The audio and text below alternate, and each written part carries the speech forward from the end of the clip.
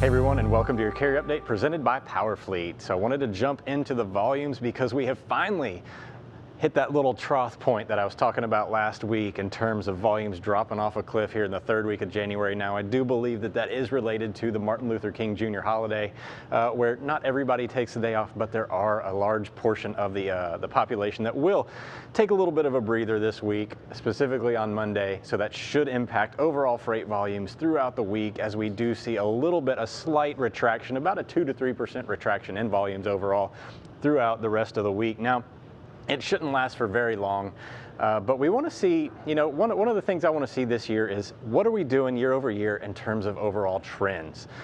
This is the long haul, short haul, mid haul, tweener haul, all the lengths of haul that we measure here in SONAR on a chart, but this is the growth or decline chart, if you will, year over year to see just where, what are freight volumes doing year over year.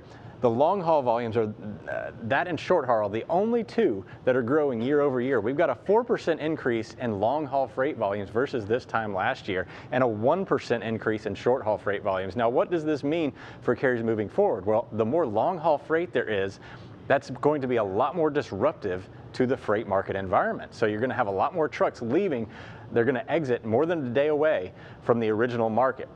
The short haul volumes really don't impact capacity that much. That's the loads that are moving under 250 miles away.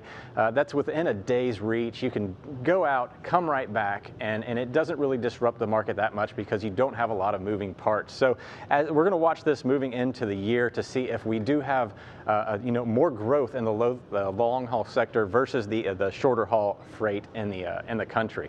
Now, in the next chart I want to pull up is this is the Reefer Volume Index for the country. 13% year-over-year increase in reefer volume. So this has been a pretty big segment over this winter. A 2% decline in van freight volume. So van, of course, is roughly 70 to 80% of the overall truckload market. Reefer sits around 15-ish% any given time, but a 13% increase year-over-year is pretty significant. Now, it's pretty shocking to see this number here in the winter when you don't traditionally think about those reefer volumes because they do have a lot of freeze control. But it is interesting to see that year over year, we're doing better in the winter versus the summer. Now, what does that mean in terms of overall market? So this is the year over year increase or decrease in overall freight volumes. So you can see right through the middle section of the Midwest section of the country, digging down into the Southeast a little bit, this is going to be your strongest year-over-year decline. They're going to be a little bit softer year-over-year. Indianapolis, Columbus, Columbus, one of the bigger markets in the country. And up here around Illinois, Chicago, not doing as great year over year. So you definitely need to watch that area for any potential changes year over year. This has not been a real healthy part of the country so far this year.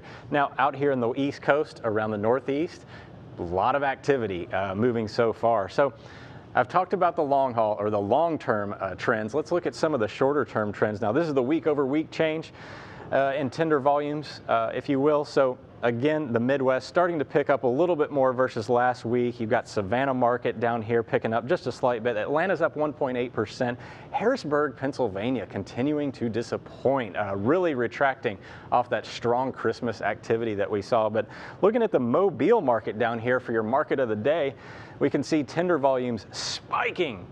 Tremendous amount, over the last few days or so, and tender rejections following it. Tender rejection rate shooting up to 35% versus, or I should say 23%. 35 is the outbound tender volume index, but 23%, huge amount of tender rejections going on in Mobile right now.